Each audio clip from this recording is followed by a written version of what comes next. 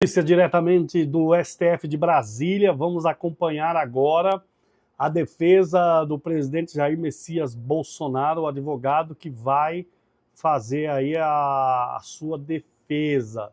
Vamos acompanhar e vamos ver aí o que fala o advogado do Jair Messias Bolsonaro. Claro que eu vou colocar na íntegra lá no vermelhinho, né? Vou colocar na íntegra lá.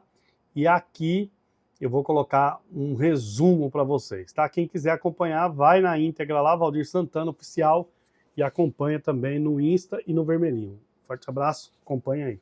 No primeiro momento, verificava-se a live numa investigação determinada pelo TSE. No segundo momento, investigava-se o cartão corporativo, os gastos do presidente e da então primeira-dama. Depois investigou-se até uma questão de emendas, para se chegar numa questão de vacinas. Portanto, não havia um objeto específico. E por que eu estou tratando disso, senhor presidente? Porque o inquérito das vacinas é a gênese de todo este caso, onde ocorreu a prisão e depois a colaboração do Coronel Cid. E o que se achou, senhor presidente, depois de tudo isso? Que foram determinadas buscas e apreensões, foi feita a quebra de nuvens, o presidente foi investigado, buscas e apreensões. O que se achou com o presidente? Absolutamente nada. E com todo o respeito e com toda a vênia, ilustre Procurador-Geral da República, eu contesto essa questão do documento achado no do Partido Liberal. Há, inclusive, no meu colega Paulo Bueno, uma ata notarial de que ele enviou para o presidente da República aquele documento. Então, esse documento não foi achado. Com o presidente não se achou absolutamente nada. A partir daí, restava a versão do delator com uma minuta que estava no seu telefone tratando de uma questão de estado de sítio e mais absolutamente nada. Então, vem a denúncia. E a denúncia é feita, efetivamente, com duas novidades. Porque com o estado de sítio, e baseado na palavra exclusiva do delator, seria difícil a propositura de uma ação penal. Então, traz-se uma narrativa que vem, efetivamente, do começo de atos de pronunciamentos do presidente da República, pronunciamentos públicos, e depois o 8 de janeiro. Sobre esse primeiro momento, senhor presidente, eu me permito até fazer uma digressão sobre o mérito antes de tratar das preliminares, mas é importante dizer que sobre esse primeiro momento, nós temos efetivamente uma acusação do Procurador-Geral da República de 2 artigos gravíssimos do Código Penal que tratam do golpe, e de golpe contra as instituições democráticas e contra o governo legitimamente eleito. Mas um minutinho só, estamos tratando de uma execução que se iniciou em dezembro de 21, tratando do crime do governo legitimamente eleito. Qual era o governo legitimamente eleito? O dele. Então esse crime é impossível, com todo respeito. Falar-se em execução de crime contra o governo legitimamente eleito, que era o dele. O governo legitimamente eleito veio no final do ano de 22, com as eleições. Então, como se falar em tentativa, em início da execução? E mais, como se falar em início de execução por pronunciamentos e lives, quando os 2 tipos penais têm elementares do tipo a violência ou a grave ameaça? Não existia violência nem grave ameaça. Então é impossível falar dessa execução. Como eu disse, é porque não existia nenhum elemento. Então começa uma narrativa a respeito de pronunciamentos públicos, para terminar no 8 de janeiro. No 8 de janeiro, que nem a Polícia Federal, que utilizou, como lembrou meu colega, mais de 90 vezes a expressão possivelmente, que não havia certeza, nem a Polícia Federal, que se utilizou dessas possibilidades, afirmou a participação dele no 8 de janeiro. Não há um único elemento, nem da delação. Aí me criticam que eu digo que a delação não vale nada e estou dando... Óbvio, porque nem o delator que o acusou fez qualquer relação dele com o 8 de janeiro. Não há uma única evidência a esse respeito. Portanto, apresentou-se uma denúncia. Com essas 2 circunstâncias, e eu não tenho tempo, senhor presidente, tenho que falar rapidamente, mas essa denúncia, quando veio, o ilustre Procurador-Geral da República liberou 8 PETs no dia da apresentação da denúncia. Ele foi intimado, meu cliente, um dia depois. O segundo dia já era prazo.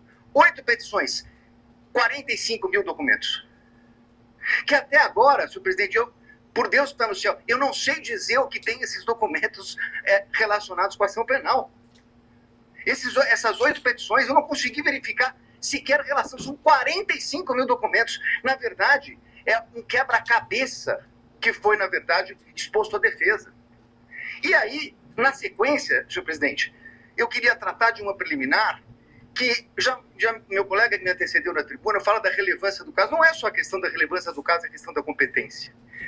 A minha questão principal é que o Supremo Tribunal Federal, na portaria do ministro Barroso, que encaminhou para as turmas das ações originárias, ele faz um destaque a respeito da questão do presidente da República.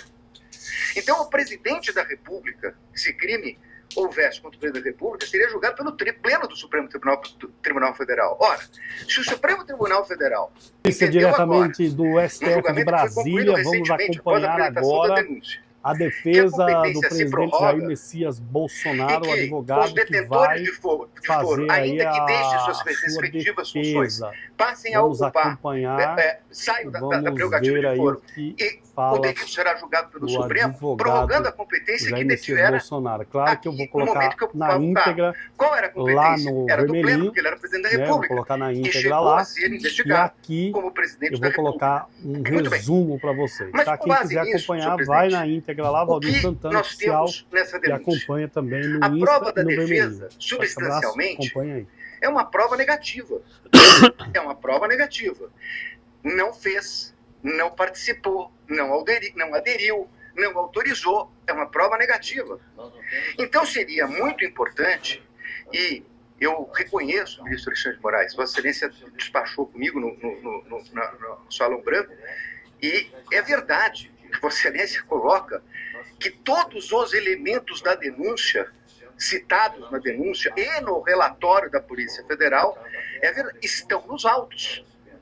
A conversa de Mauro Cid, citada na denúncia, está realmente nos autos.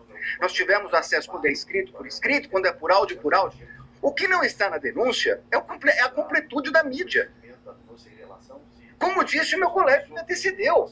Então, senhores ministros, a pergunta é o seguinte: se eu não tenho a mídia completa, nesse momento de preliminares, não seria o caso de a defesa poder suscitar, se fosse o caso, a cadeia de custódia da prova? Mas eu não tenho a completude, eu não tenho os telefones, eu não tenho as mídias. Há uma discussão muito grande a respeito desse plano punhal verde e amarelo. Há uma reunião. Seria absolutamente imprescindível verificar as demais mensagens que foram passadas naquele dia. As outras mensagens que foram passadas pelo WhatsApp. Os outros documentos que estão na mídia. É essa a reclamação da defesa. O que nós temos, e temos tudo que a denúncia citou e tudo que o relatório da Polícia Federal citou, mas esse é o recorte da acusação. Com todo respeito, a defesa tem direito a fazer o seu próprio recorte. E isso poderia impactar. Eu sei, ministro Flávio Dino, Vossa Excelência já falou aqui em outras sessões de julgamento que eu assisti, falou hoje, nós não vamos fazer Vossa Excelências não farão um julgamento aprofundado da denúncia. É óbvio, nós estamos falando aqui de um standard mínimo, de uma verificação de possibilidade do recebimento da prova. Mas é evidente que se houvesse uma mensagem comprovando que não há nenhuma relação com o punhal verde e amarelo, teria muita importância para esse momento. Porque nós estamos falando de um recebimento de uma denúncia gravíssima, por fatos gravíssimos, que o presidente da República não tem nenhuma relação com o punhal verde e amarelo, Operação Luneta, Copa 22 e assim por diante. Então, a verificação das trocas de mensagem, a partir do momento que Correios dizem que falaram com o comando militar, que pediram audiência no Planalto, na Alvorada, que tiveram lá, o que disseram? Isso não consta. É essa a importância de verificar toda a questão. Me encaminhando para o final, senhor presidente, eu gostaria de tratar a questão da delação premiada. E aqui eu queria tratar de duas questões, que inclusive estão sendo confundidas. Aliás, tudo que fala a defesa na imprensa sai de uma forma um pouco distorcida. O que foi questionado pela defesa, ministro Zanin, é o fato de que o delator rompeu com o acordo quando vazou a delação. E saiu na revista Veja. Diz ele que foi um desabafo. É estranha essa expressão desabafo, porque no desabafo ele diz que não tinha voluntariedade. Isso não é um desabafo. Na versão dele atual, isso teria sido uma mentira. Mas vai lá. Falou com o primo, com o irmão, com o cunhado. Senhor presidente, a lei não autoriza o delator, o contrato de colaboração, não autoriza o delator a falar nem com o irmão, nem com o cunhado, nem com a mãe. Não autoriza. Ele, inclusive, estava proibido até de ter contato com o pai, se salvo engano meu, a partir de um determinado momento que era investigado. Se ele falou com o cunhado, e se isso foi vazado, essa é uma responsabilidade dele. Disse, mas essa é uma questão formal. É verdade, uma questão formal. Só que mais adiante vem uma questão de que a Polícia Federal diz que ele mentiu, omitiu e se contradisse. E aí, senhores ministros, essa é a minha maior crítica, a questão da delação. Por quê? O Supremo Tribunal Federal, um voto de grande detalhamento do ministro Dias Toffoli, diz o seguinte: delação é um meio de prova. O delator conta uma história, as autoridades buscarão as provas de corroboração e só assim ela poderá ser utilizada. O que aconteceu nesse caso? Ele falou, segundo a Polícia Federal, ele mentiu, omitiu e se contradisse. E então, há uma audiência para que ele tivesse oportunidade de se corrigir. Mas aí, com todo respeito, há uma inversão. Porque, na verdade, não é o Estado que foi buscar as palavras de corroboração dele. O Estado foi buscar as provas de corroboração do que ele disse. É o contrário. O Estado trouxe indícios e ele se adequa aos indícios trazidos pelo Estado. É completamente o inverso. Com todo respeito, ministro, é o inverso. É isso aí, continua o julgamento aqui no STF e a gente vai trazendo todas as informações para vocês aqui, de acordo aí com o que vai acontecendo. Esse é diretamente do STF de Brasília. Vamos acompanhar agora a defesa do presidente Jair Messias Bolsonaro, o advogado que vai fazer aí a sua defesa. Vamos acompanhar, vamos ver aí o que fala e numa audiência o que se traduziu numa coleta de Jair provas. Messias Bolsonaro. Claro que eu vou colocar na é íntegra da defesa. lá no Porque vermelhinho, nesse momento, essa vou coleta colocar só na poderia íntegra ser lá, feita com todo respeito e aqui eu vou colocar um resumo para vocês, tá? Quem quiser acompanhar, vai na íntegra lá, Valdir Santana Oficial, e acompanha também no Insta e no vermelhinho. Forte abraço, acompanha aí. Eu entendo a gravidade de tudo que aconteceu no 8 de janeiro. Mas não é possível que se queira imputar a responsabilidade ao presidente da República o colocando como líder de uma organização criminosa quando ele não participou dessa questão do 8 de janeiro. Pelo contrário, ele a repudiou.